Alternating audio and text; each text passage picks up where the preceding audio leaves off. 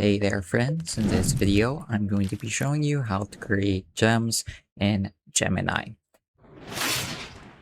So this is a feature that is a bit hidden, especially if you're on the free plan, but they're a great feature to be familiar with because they open up a whole new realm of possibilities that can help you with your workflows or maybe just managing things in your personal life.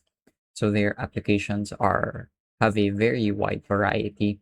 And the way you want to create a gem is by going and opening up Gemini. And as you can see, if you open the sidebar, you're going to see an option here called gems.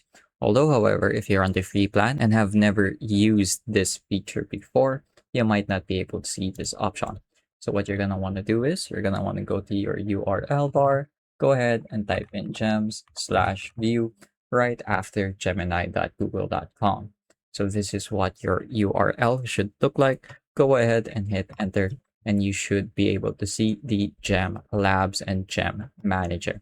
So here you're going to be able to see pre-made gems, you're going to be able to see pre-made gems. These are usually ones made by Google or their affiliates. And as you can see, there are plenty of gems to choose from already. You can use these as sort of like templates for creating your own gems. If you go ahead and scroll down, you're going to see the Gem Manager. And here, underneath Gem Manager, you have those pre-made by Google and the ones you've created yourself. So for example, here, I've created my own gem, which is supposed to be my executive personal assistant. And this gem is just generally is a support tool for any work-related projects I might be working on. And it's just a great way to keep myself organized and productive. Additionally, if you'd like to create your new gem, this is what it would look like. So here you can give your gem a name, which is sort of required, the description, which is what it does, and the instructions. So when writing your instructions, you want to be as detailed as necessary. And once you finish writing your instructions, there's also a neat feature, which I'll show you in a minute, that helps you sort of optimize the instruction set for Gemini. So let's say, for example, I'll name this gem fitness. Describe your gem.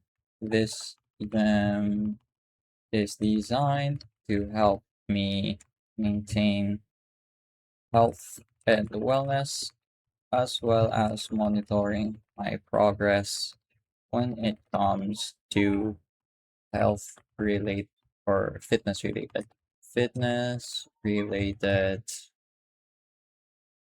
tasks. So now I can start writing my instructions. I want you to be warm, concise, and supportive. Be clear when giving feedback and responses, and optimize outputs based on future growth.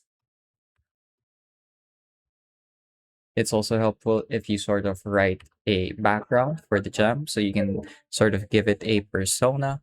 So you are my personal fitness coach who monitors and maintains my long-term physical wellness and productivity. So this is just a quick example. You can also use Gemini to rewrite instructions. This is what I was pertaining to earlier. It's a really neat feature. If you struggle a little bit with writing out your AI instruction sets, you can always click on that and it's going to rephrase and restructure it in the most optimal way possible for Gemini. So here you can also add your knowledge files. So for example, you can add Google Docs, you can add documents, PDFs, etc., or even images, and it should use those as their references. Other than that, I am pretty satisfied with the way this is set up. So I'm going to go ahead and click on save. So as you can see, the gem has been created. I'm going to go ahead and start a quick chat here. And I'm just going to write something simple like, I want you to help me gain lean weight. And I'll give it a second or two to write out the response. And here it is. So again, keep in mind that you can think of gems as sort of like specialized versions of Gemini.